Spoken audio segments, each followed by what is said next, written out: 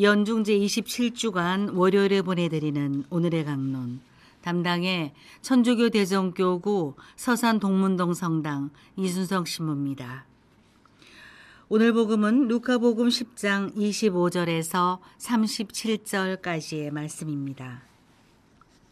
그때에 어떤 율법 교사가 일어서서 예수님을 시험하려고 말하였다. 스승님, 제가 무엇을 해야 영원한 생명을 받을 수 있습니까? 예수님께서 그에게 말씀하셨다. 율법에 무엇이라고 쓰여 있느냐? 너는 어떻게 읽었느냐? 그가 내 마음을 다하고 내 목숨을 다하고 내 힘을 다하고 내 정신을 다하여 주 너의 하느님을 사랑하고 내 이웃을 너 자신처럼 사랑해야 한다 하였습니다. 하고 대답하자 예수님께서 그에게 이르셨다. 옳게 대답하였다.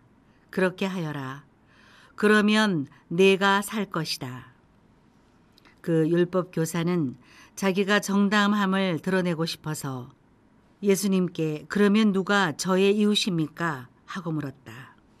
예수님께서 응답하셨다. 어떤 사람이 예루살렘에서 예리코로 내려가다가 강도들을 만났다. 강도들은 그의 옷을 벗기고 그를 때려 초주검으로 만들어 놓고 가버렸다. 마침 어떤 사제가 그 길로 내려가다가 그를 보고서는 길 반대쪽으로 지나가 버렸다. 레위인도 마찬가지로 그곳에 이르러 그를 보고서는 길 반대쪽으로 지나가 버렸다. 그런데 여행을 하던 어떤 사마리아인은 그가 있는 곳에 이르러 그를 보고서는 가엾은 마음이 들었다. 그래서 그에게 다가가 상처에 기름과 포도주를 붓고 싸맨 다음 자기 노새에 태워 여관으로 데려가서 돌보아 주었다. 이튿날 그는 2데나리온을 꺼내 여관 주인에게 주면서 저 사람을 돌봐 주십시오. 비용이 더 들면 제가 돌아올 때에 갚아드리겠습니다. 하고 말하였다. 너는 이 세 사람 가운데에서 누가 강도를 만난 사람에게 이웃이 되어 주었다고 생각하느냐? 율법 교사가 그에게 자비를 베푼 사람입니다. 하고 대답하자 예수님께서 그에게 이르셨다. 가서 너도 그렇게 하여라. 대전 가톨릭 평화방송 애청자 여러분, 안녕하십니까? 오늘 복음에서 어떤 율법 교사가 예수님께 무엇을 해야 영원한 생명을 받을 수 있습니까? 라고 질문합니다. 당시 유다인들은 율법에서 가장 큰 계명이 무엇인지 또는 구원을 얻기 위해서 무엇을 해야 하는지 등등에 대한 주제로 자주 토론하고 논쟁했는데 이 율법 교사도 바로 이런 주제를 예수님께 가져온 것입니다. 그런데 그 의도는 순수하지 못했습니다. 예수님의 지혜로운 말씀을 듣기 위한 목적이 아니라 예수님을 시험하기 위해서, 예수님을 곤란하게 만들기 위해서였기 때문입니다.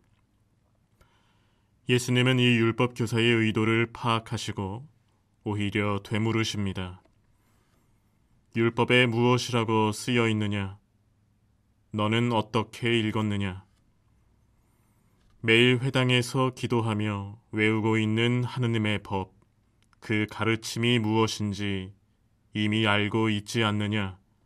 라는 반문으로도 느껴집니다. 율법 교사는 대답합니다. 내 마음을 다하고 내 목숨을 다하고 내 힘을 다하고 내 정신을 다하여 주 너의 하느님을 사랑하고 이웃을 너 자신처럼 사랑해야 한다 하였습니다. 신명기 6장 5절과 레위기 19장 18절을 인용한 대답입니다. 율법 교사다운 모범 대답입니다.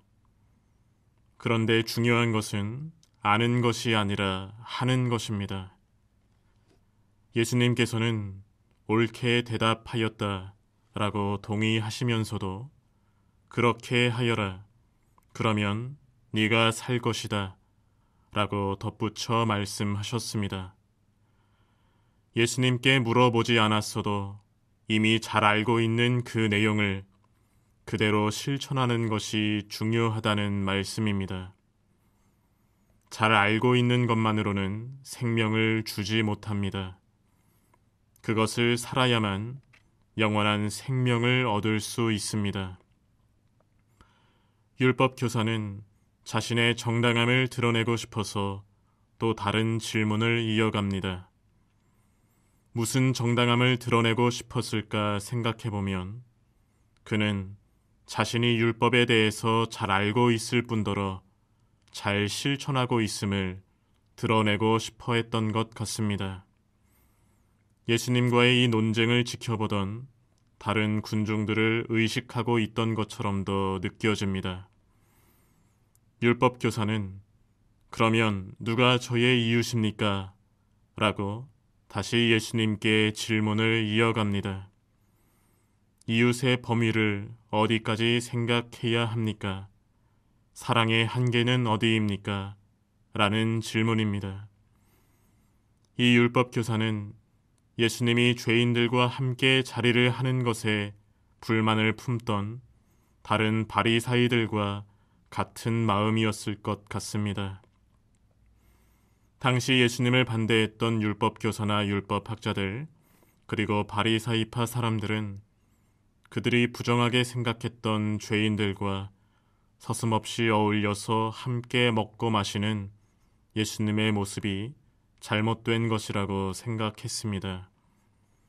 죄를 멀리하고 깨끗함을 유지하는 것도 중요한 일이겠지만 그렇다고 해서 죄를 지을 수밖에 없는 가난하고 힘없는 사람들을 내치고 멸시하는 것은 옳지 않은 일입니다.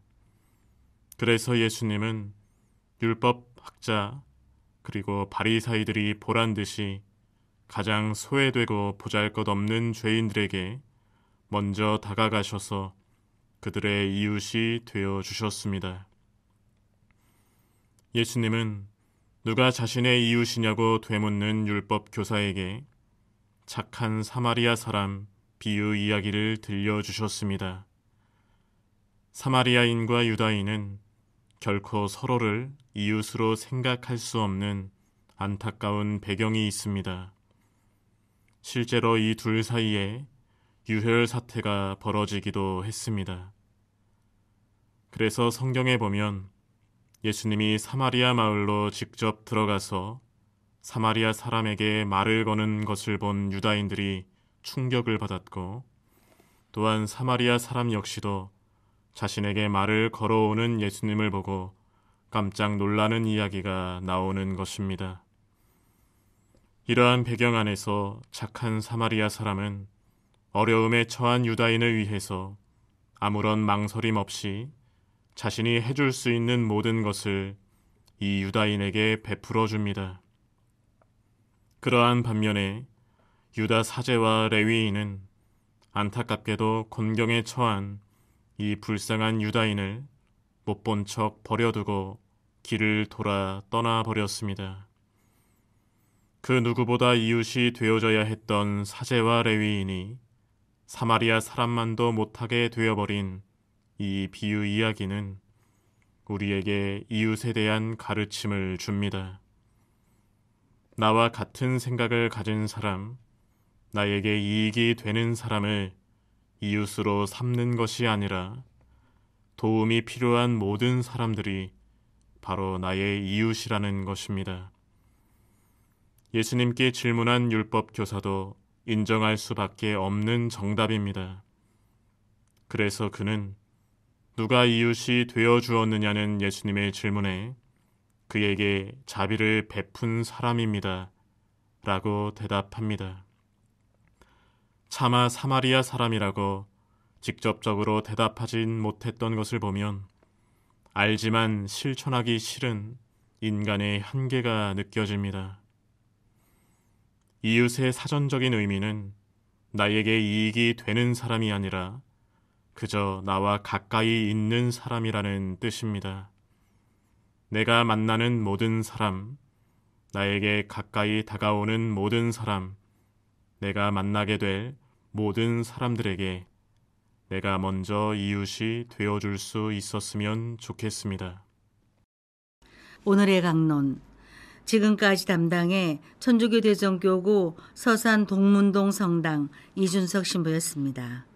내일도 이준석 신부의 강론이 계속됩니다.